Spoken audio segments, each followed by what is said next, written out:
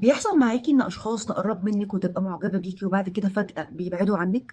تعالي اقول لك 3 سلوكيات ممكن يخلوا اي راجل مهما كان معجب بيكي يبعد عنك. يعني اول حاجه سلوكيات التعلق القلق، تكلميه كتير، تسالي عليه كتير، عايزه دايما تبقوا مع بعض، بتتضايقي لو بيقضي وقت مع حد غيرك.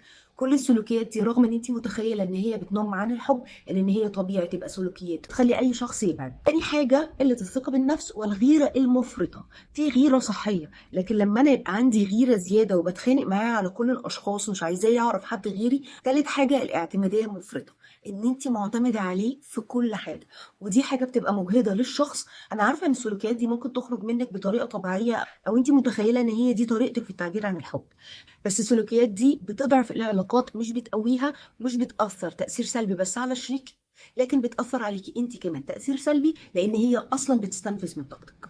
لو حابه تغيري السلوكيات دي وتبداي تبني علاقات صحيه، تقدري تحجزي الجلسه معايا، وما تنسيش تشاركي الفيديو مع حد محتاج يسمعك.